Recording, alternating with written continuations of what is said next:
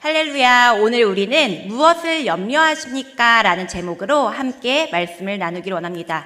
오늘 이 자리에 앉아서 함께 예배를 드리시는 많은 성도님들은 주일 예배는 물론이고 아마 새벽 예배 그리고 지난주부터 시작되었던 금요 비전 기도회까지 교회에서 진행되는 공예배에 아마 모두 다 잘 참석하시는 프로 참석러일 거라고 생각합니다.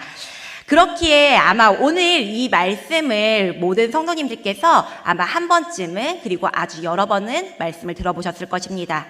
그렇다면 이 마태복음 6장의 말씀을 통해서 우리가 주목해야 할 핵심들은 무엇일까요? 아시겠죠? 입으로 대답하진 않았지만 여러분들의 마음속에 떠오른 답을 제가 들었습니다. 바로 염려하지 말라라는 것입니다. 우리가 읽은 이 말씀은 예수님께서 제자들과 무리에게 가르치신 산상수훈의 일부분입니다. 산상수훈은 하나님 나라 백성들이 이 세상에서 어떤 정체성과 가치관을 가지고 살아야 되는지에 대한 가장 근본적이고 핵심적인 가르침들을 담고 있습니다. 예수님께서는 이 산상수훈에서 먼저 우리의 행위가 아닌 마음의 중심을 보시는 하나님을 가르치셨습니다. 그리고 재물에 대한 가르침을 주셨습니다. 재물에 대한 집착이야말로 하나님을 향한 신뢰를 무너뜨리는 가장 큰 요소이기 때문입니다. 오늘 본문은 그 재물과 세상의 필요 때문에 하나님을 신뢰하지 못하고 불안해하는 마음, 곧 염려에 대해서 직접적으로 말씀하고 계십니다. 당시 유대인들은 로마의 통치 아래에 있었고 하루하루의 삶이 곧 기적이었습니다. 그러다 보니 무엇을 먹을까, 무엇을 입을까, 무엇을 마실까라는 그 고민들은 그들의 삶에 있어서 단순한 고민이 아니라 가장 현실적이고 절박한 문제였습니다. 예수님께서는 이 근본적인 생계 문제를 포함하여 세상의 모든 염려에 대해서 염려하지 말라고 단호하게 말씀하십니다. 이 명령은 단순히 심리적인 위로가 아니라 하나님 나라 백성들이 이방인들과 다르다는 정체성을 분명하게 하시기 위함이었습니다. 우리는 세상을 살아가면서 염려하는 일들이 끝이 없습니다. 제가 유아부를 섬기고 있기 때문에 어린 자녀를 둔 부모님들을 신방할 때가 많이 있습니다.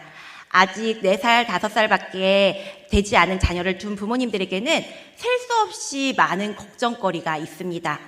자녀의 성장이 느려도 걱정이지만 성장이 빨라도 혹시나 소아비만이 오진 않을까, 성조숙증이 오지 않을까 염려하는 부모님들을 많이 만나게 됩니다. 그리고 자녀가 내성적이어도 사회성이 없어서 혹시나 사람들과 어울리지 못할까 걱정을 하지만 반면에 너무 외향적이어서 모르는 사람들에게 너무 쉽게 다가가서 위험한 일들을 당하진 않을까 많은 염려를 하면서 불안해하는 모습들을 보곤 합니다.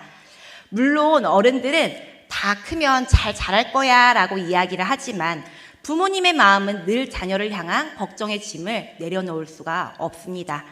여기 계신 성도님들도 한때는 아마 이런 고민들을 해보셨을 거라 생각합니다.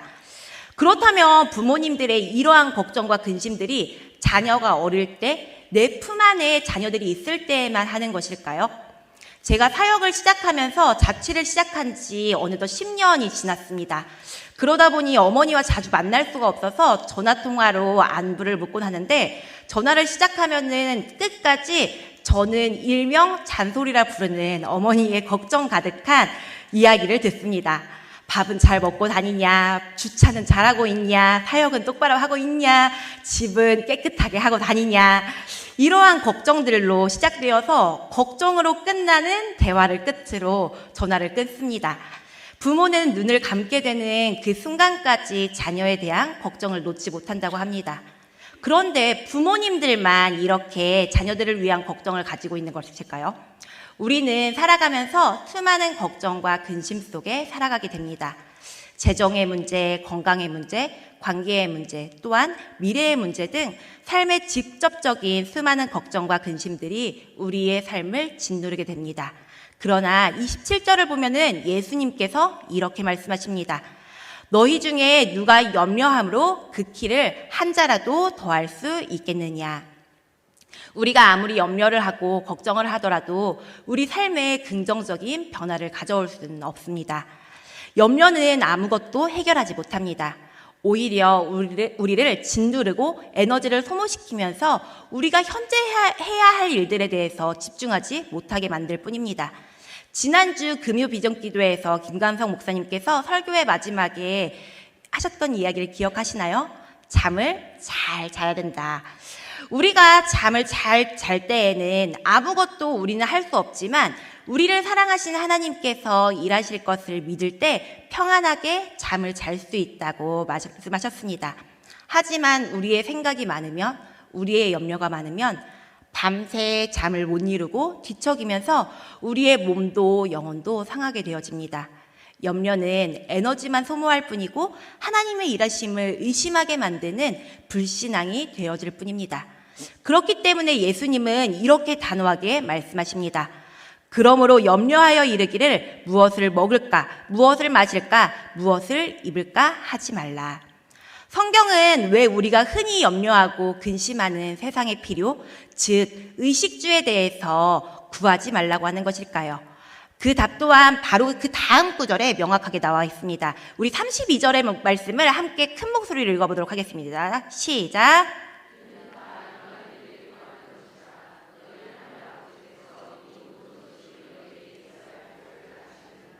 아멘. 핵심은 분명합니다. 우리가 누구인가에 대한 하나님 자녀라는 그 정체성에 대한 확신과 우리가 믿는 하나님이 어떠한 분이신지에 대한 신뢰입니다. 염려는 다 이방인이 구하는 것이라고 분명하게 말씀하십니다. 당시 이방인들, 즉 하나님을 알지 못하는 사람들은 계속해서 마음의 불안과 염려를 가지고 있습니다. 그들은 앞에서 이야기한 것처럼 로마의 통치 아래 있음에 의식주에 대한 염려는 어쩌면 당연한 일이었을지도 모릅니다. 또한 그들에게 세상의 필요를 채워줄 절대적인 신뢰의 대상이 필요했기 때문에 변덕스럽고 잔인하거나 혹은 아무 능력이 없는 수많은 우상들에게까지 자신의 재물들을 모두 다 바치면서까지 생존을 위한 복을 구해야만 했습니다. 이방인들이 의식주에 대해서 불안해하고 염려하는 것은 어쩌면 너무나 당연한 일이었을 것입니다. 하지만 우리는 어떤 사람들입니까?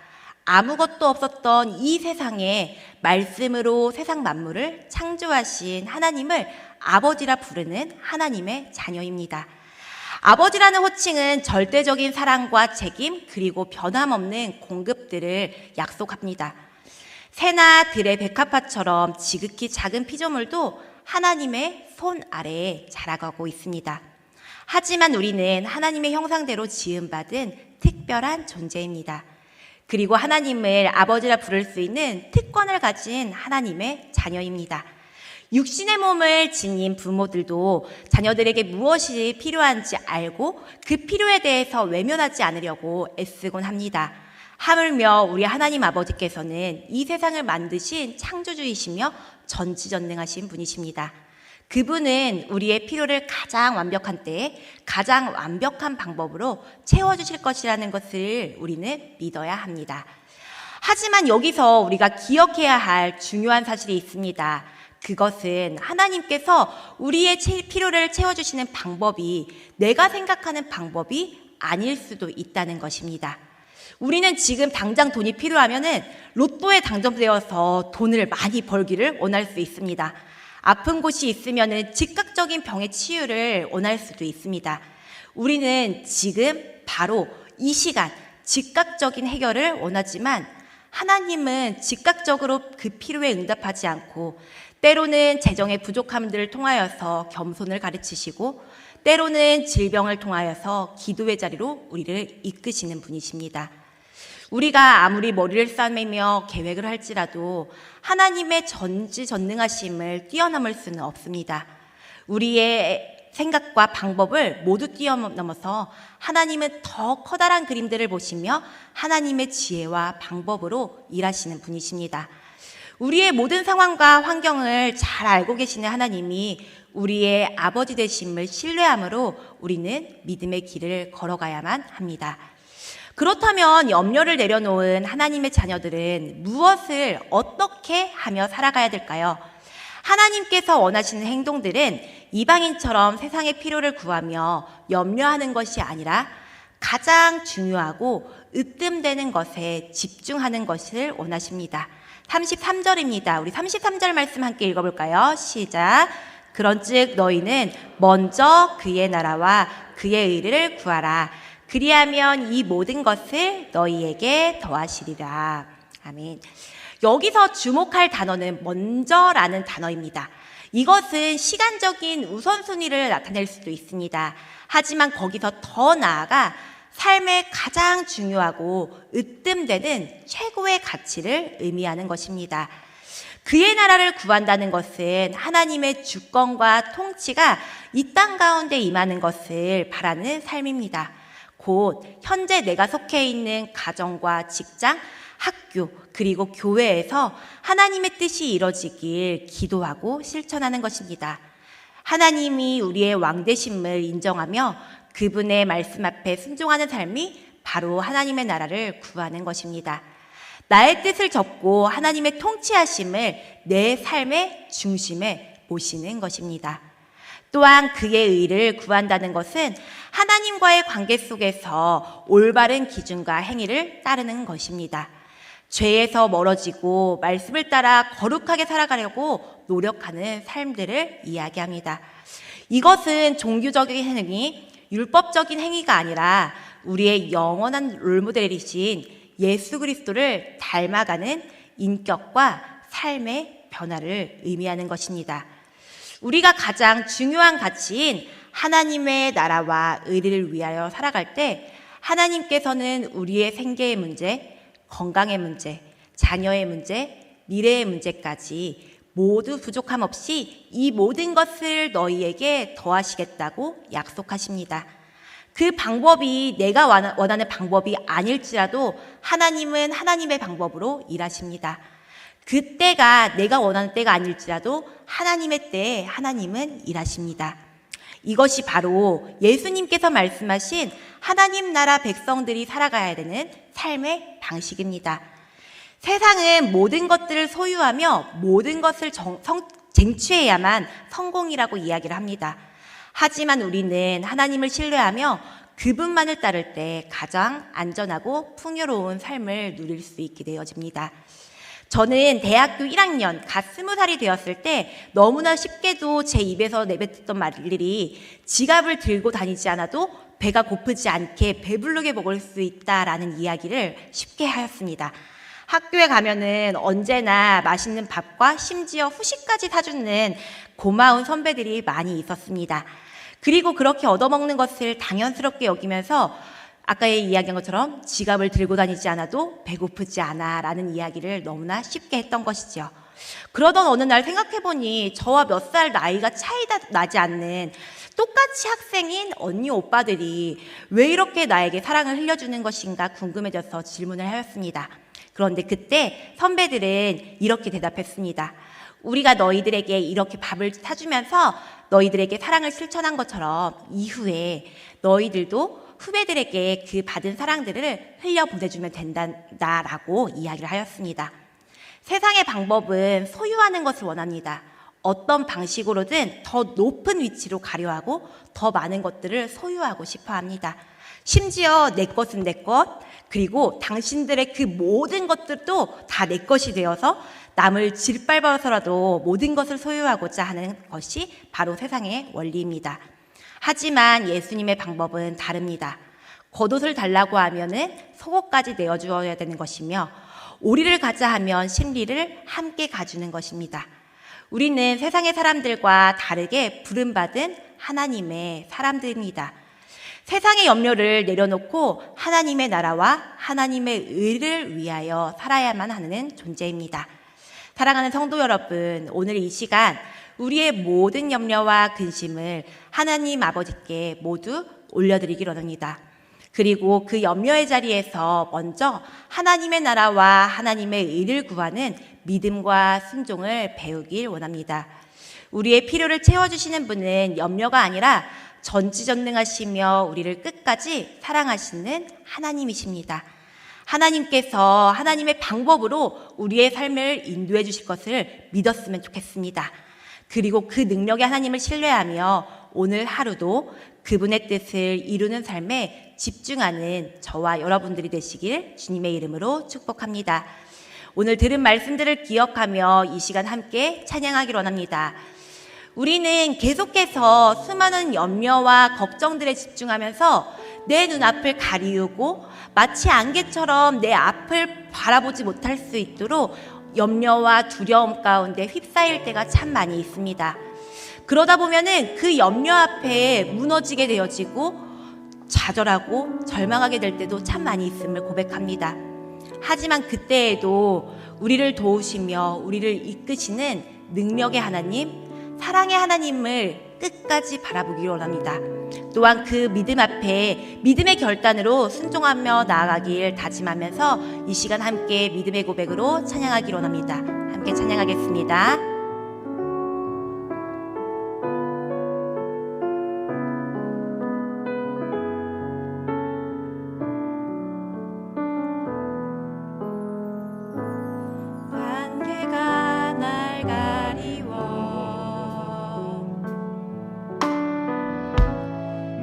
믿음은 들리려 할 때 나 주님께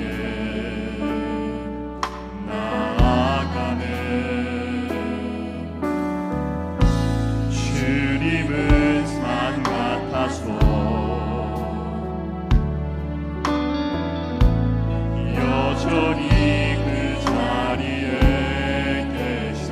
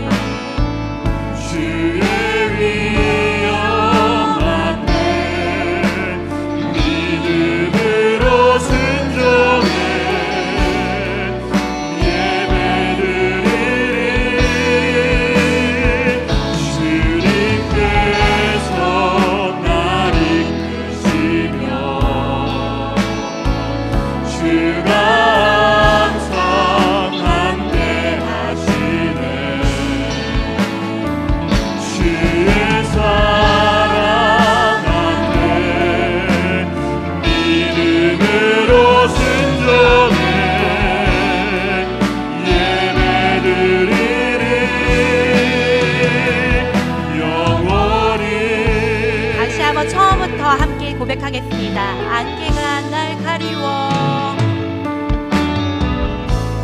안개가 날 가리워.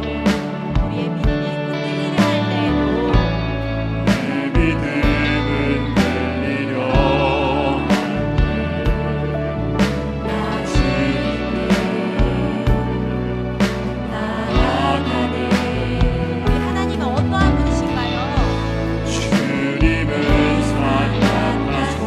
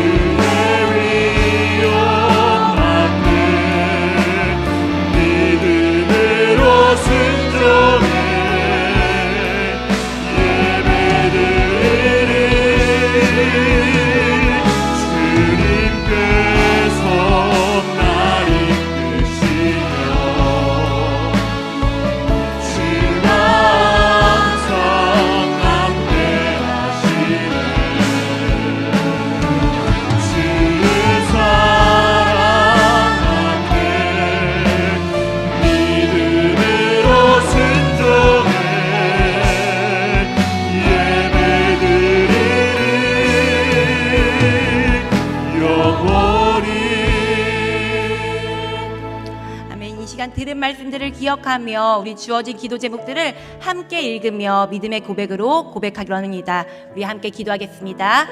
우리의 모든 염려를 내려놓고 하나님의 돌보심을 신뢰하는 믿음을 주옵소서. 아멘. 삶의 우선순위를 먼저 그의 나라와 그의 의에 두게 하옵소서. 아멘. 이웃을 향해 예수님의 사랑을 흘려보내는 삶에 하옵소서. 아멘.